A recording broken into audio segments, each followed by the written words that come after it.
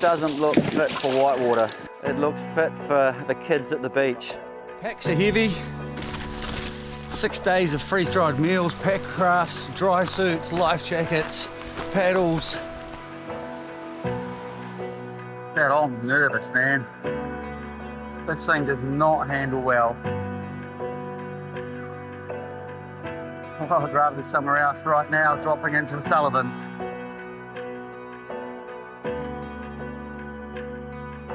Keen for a challenging grade 5 whitewater expedition, my friend Jimmy suggested pack rafting at the Karamea River over 6 days. Within New Zealand river running, one book stands out that has inspired generations. A book written in the 70s by John Mackay called Wild Rivers. It describes some of the earliest expeditions into the unknown, well before modern river safety and equipment were invented. Reading the stories in the 90s set me up for a lifetime of exploring rivers. How was your Karamea trip, mate? Every trip's an epic. It got me thinking, what would it be like back in the 70s with the inner tube rafts on the same river? Almost like the beginning of modern pack rafting. Having been quite surprised to find I wasn't already dead and told me what he was planning to do, I thought he was nuts. We're heading to the Buller River, where John's going to teach us how to make the inner tube rafts. So that's how they end up, upside down. You put the rope underneath, like that, and so after you then turn it over, you're sitting in the middle, and then this is underneath, so your feet are on that down below. Yep. So they're in the water, right? Inspired by John's account of his 12-day expedition in Wild Rivers, we set out to follow his footsteps on the Karamea River over 6 days. Two of my flatmates and I thought it would be good fun to raft down the Karamea. We imagined it being a fun trip to do and we'd be able to casually go through the wilderness and enjoy it. The team for our expedition down the Karamea is Muel, long-time adventure buddy and professional river guide. Jimmy, an old mate from Nelson, passionate about deep canyons and steep creeks. Megan, I met online on her journey into pack rafting, a very accomplished outdoors woman.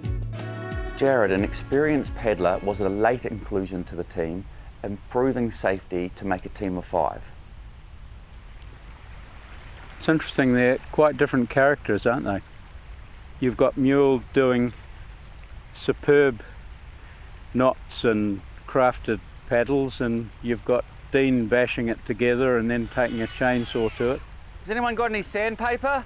And you've got Jimmy, who's virtually finished because he wants to rush on down the river and do Whale Creek Rapid as well as O'Sullivan's. I'm amazed how quickly they've put them together. To reach the river, we set off for the Little Wanganui saddle on the Wangapeka track. Jimmy, 3 hours, you be right? Right, we're into it. 2 o'clock start on the track. About a 3 to 4 hour walk to Belltown Hut. Here we go.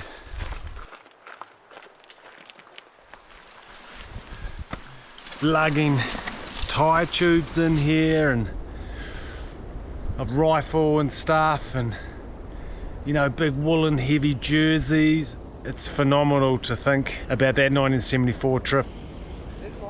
Whoa, actually, now I'm sitting on it, it feels like a pack raft. It looks, Dean, like a truck. Obviously I haven't used this paddle yet, but I think this is going to be really inefficient and shit. It's hard to purchase water with these. You've got a lot of flex in the shaft.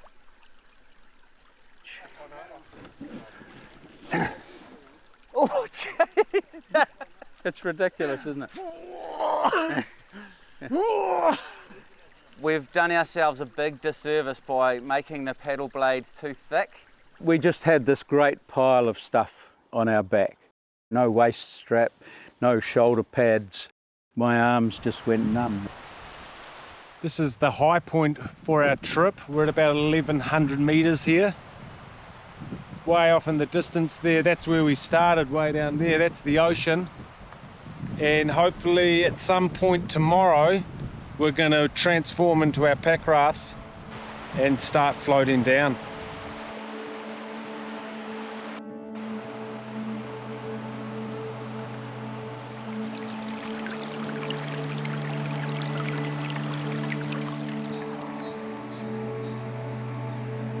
Tomorrow's expectations are totally unknown. We knew there was big stuff down below the bend, but we had no idea of what was upstream. As soon as we sat down and had lunch and we saw a bit of river that was actually deep enough to carry us along, we thought, right, this is it, we're off. But we started way too soon. We have finally reached enough water that we think we can navigate our way down.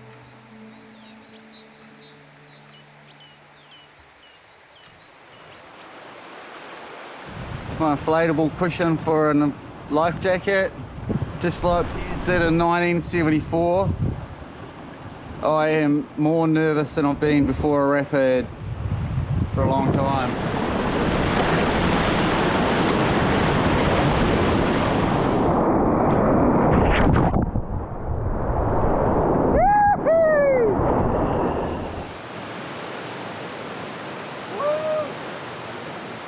Yeah! Doing that for day after day after day. Today's just given me the utmost respect for John and the team. It really blows my mind away. They did that trip with this sort of stuff. It'd be awesome to get up there and pay tribute to that.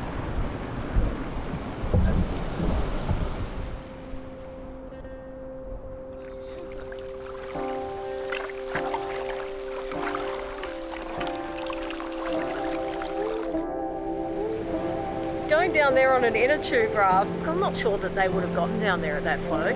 That would have been pretty hard yakka, and the portaging was hard yakka. But this is exactly what pack rafts were made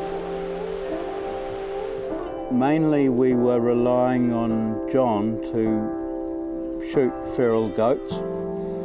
Turned out they'd had a helicopter cull and there weren't any left there.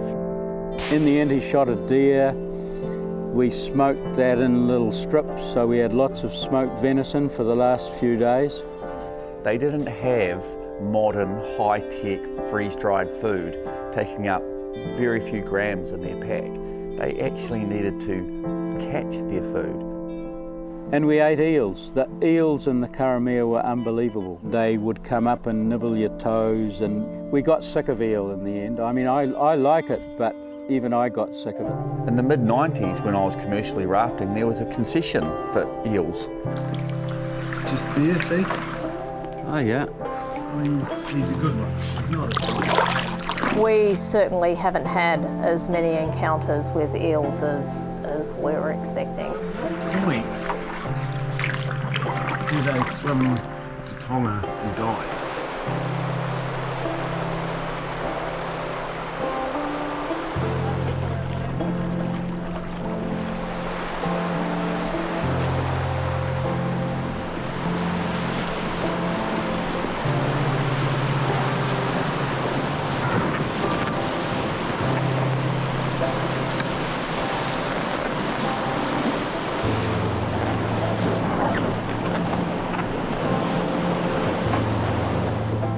The Upper Karamea is a challenging, shallow and rocky river to the Karamea Bend.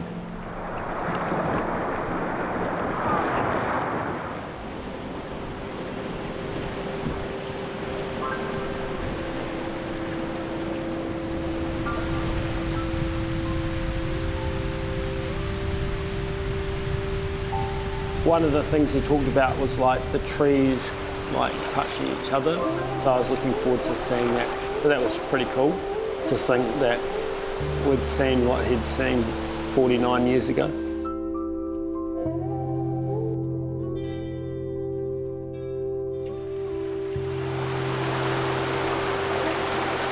The beautiful limestone cliffs as we came around the corner was probably my highlight of the day.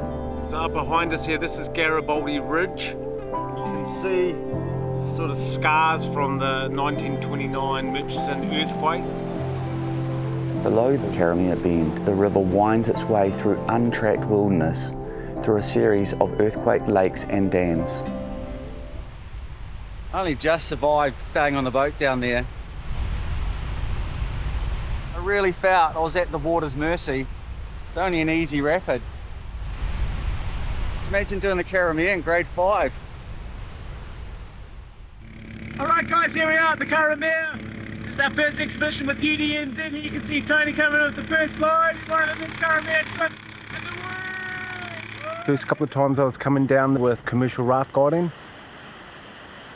I always felt pretty anxious. Stories of previous trips that had been down there. It's a high rainfall area. The river rises and falls very quickly. So at high flow, all of the rocks are covered with water and you get massive hydraulics and holes. And at low flow, the water actually filters out underneath the rocks, creating sieves.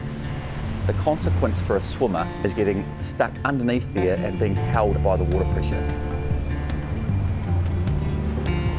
Falling out of my pack raft, far from the protection and safety of my teammates, was a scary window into the risk that explorers like John took in the 70s.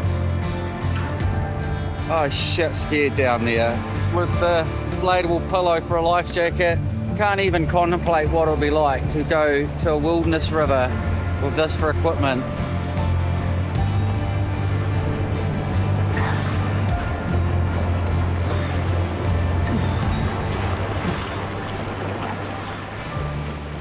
It was really important that we set up good safety. You're effectively putting your lives in each other's hands when you're on the river. So this was a mixture of boat-based rescue and also shore-based rescue with people on the shore with throw bags. She's pretty naked, eh? Not many lines. Definitely wouldn't want to end up down there under the rock.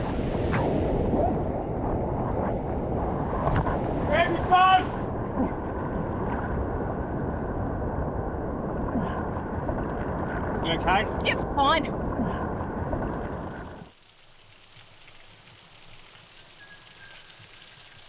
We're about 2 kilometres out from the Roaring Lion Rapid, and this is just the calm before the storm.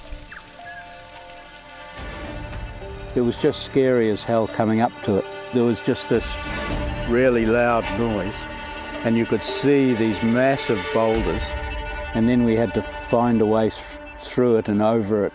We're at the Roaring Lion.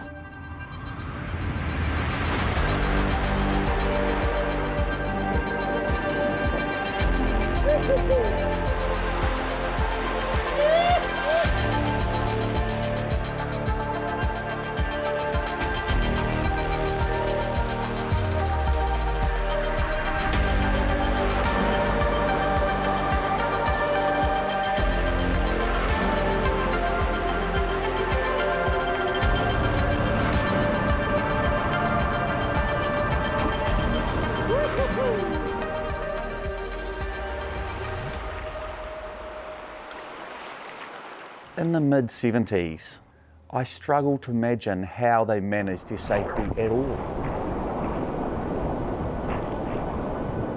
When I think about the section that we've just run, we were fortunate to run 60–70% of it.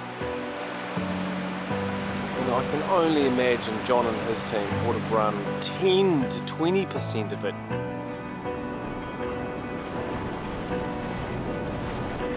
In today's trip, we had dry suits and lightweight, quick-drying thermal clothing. Back in the 70s, they would have been relying on woolen jumpers, plastic raincoats, stuff that would have been cold and heavy and wet. We sit here and think that this is a kind of tough trip, but actually maybe we're just gotten a little bit soft.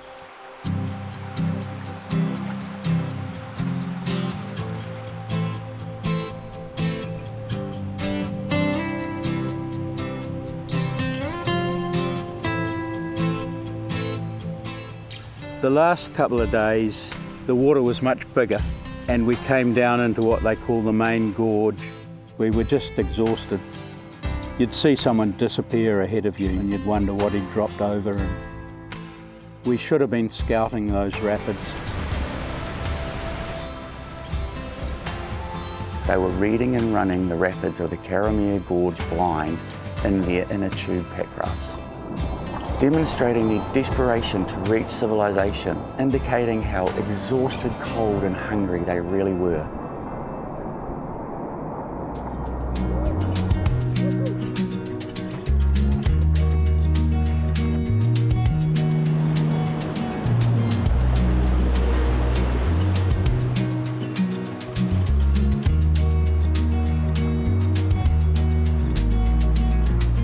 As we came around a bend, we could see down ahead this clear sunset sky over Karamea itself, and it was kind of like civilization, you know, we're there.